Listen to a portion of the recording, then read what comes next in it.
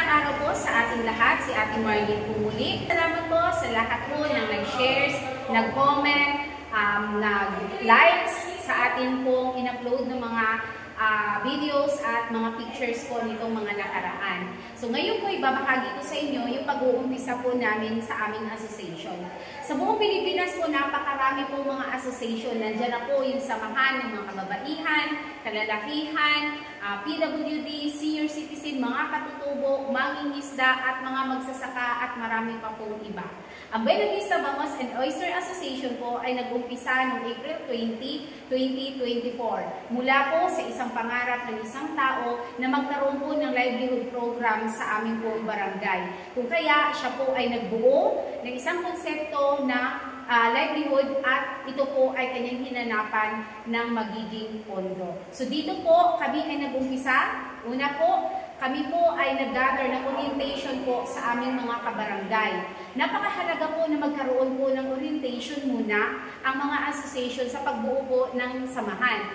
Kasi po, doon po natin makikita kung yung mga ating mong mga kabarangay ay interesado sa inyong pong papasukin na livelihood program. Marami po kasi iba sa mga association, hindi po nila masyadong alam, no, yung, or hindi po sapat ang kaalaman sa mga papasuking livelihood, pero sumali na sila. So kaya napakahalaga po na magkaroon muna ng orientation. So after po ng orientation, nag-gather na po tayo ng mga gusto pong sumali sa ating pong association. At nung nabuo na po, nakakuha na po tayo ng sapat na mga membro at ito po ay mga 30 lang po katao na pawang residente po ng aming barangay. So that time din po, nag-conduct na rin po kaagad kami ng set of officers para isang lakaran na lang, isang pamitingan na lang din po, hindi na pabalik-balik po yung inyong pong mga kabarangay. Pagtapos po namin noon ng aming pong pagkuha ng mga set of officers, gumawa na din po kaagad kami ng mga bylaws. So mga kaibigan at ating po mga ka-association, napakahalaga po ang bylaws na mabubuo ng isang association. Sapagkat ito po ang kanilang magiging rules at batas sa loob po ng inyong asosasyon.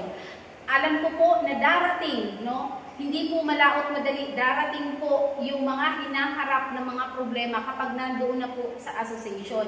Diyan na po yung iba't ibang kaugalian at kaisipan ng ating mga members. Kung kaya napakahalaga yung bylaws, kasi dito po iikot kung meron po mga problema na inyo pong may encounter, ito po yung batas na ito ang inyo pong i-implement at titiyak ito pong magiging matagumpay ang inyong samahan. So susunod po naman ito, pagtapos po namin ng bylaws, pin-prepare na po namin lahat ng mga dokumento para po sa pagpaparehistro ng aming asosasyon sa atin pong agency ng DOLE. So dito po, marami po mga association na nabuo pero hindi po nila ipinaparehistro sa DOLE. So napakahalaga po yung magiging papel ng ating pong registration sa DOLE. Sapagkat along the way po ng aking pong vlog, makikita po ninyo kung ano po yung naging rule ng DOLE pagdating po sa atin. So susunod ko pong upload sa inyo, ibabahagi ko po isa-isa ano yung mga hakbang na gagawin natin kapag po tayo ay nagparehistro sa DOLE. So maraming salamat po. Ang tanong ko lamang po sa inyo, ano po association meron pong kinabibilangan ang inyong kabarangay.